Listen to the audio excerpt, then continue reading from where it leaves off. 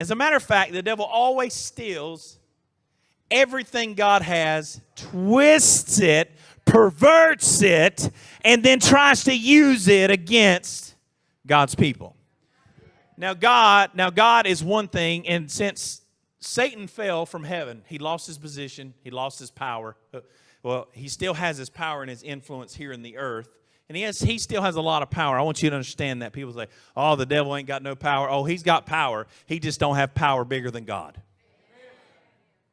We see his effects and what he's done in the earth. But when he fell from heaven, we saw that God demoted him, but he still went after what God loved, and that was the children of God. If he can hurt the children of God, then guess what? He can hurt the heart of God. Sometimes people tell me and they'll say, how come that sometimes bad things happen to good people? If God is a good God, how can bad things happen to good people? Because we live in a fallen world. We live in a fallen state. And man has allowed the enemy to access them and territory. And that's how the enemy has the power to move, because man has allowed it. I was watching an informational thing about witchcraft and stuff like that, a woman that got delivered from it, and man, I was learning all kind of stuff.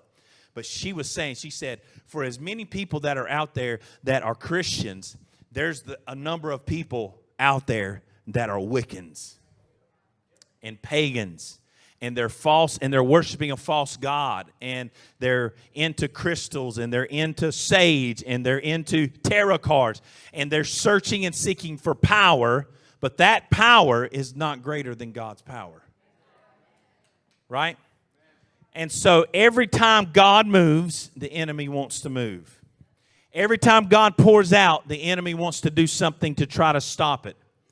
Before I got to today, I went to this Christian television show that I got invited to be a guest on called Sid Roth. It's Supernatural. So I'll be going tomorrow to do taping. Today I was there doing taping. I did 4 different shows today while I was there. Man, they worked me like a mule. But it was good. I was hopping from room to room, from set to set, room to room, doing podcasts, recording audios. It was a blessing to be able to do that. But before that happened, last night I had probably one of the most demonic dreams that I've ever had. I've had several that are demonic. I had a demonic dream, and for the first time in my life, last night, I heard the voice of Satan. And what God was teaching me something through all of this. I woke up from this dream. If I have time, I'm going to tell you what this dream is, because here's why. I believe what the devil meant for evil, that God is going to turn it around for good. I'm going to take the information that he gave me in this dream, and I'm going to turn it around on him. I really believe that. But when I woke up, let me tell you something. Right here, it was right here. I had my head on the pillow. And Satan spoke to me in this deep, growly, sarcastic voice. And he called me, "Hello, Pastor."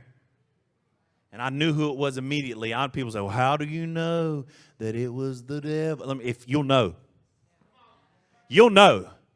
Listen, the Holy Spirit and the devil, you'll know the difference. If it sends your body into like a tense motion and fear tries to come upon you, listen, that ain't God, right?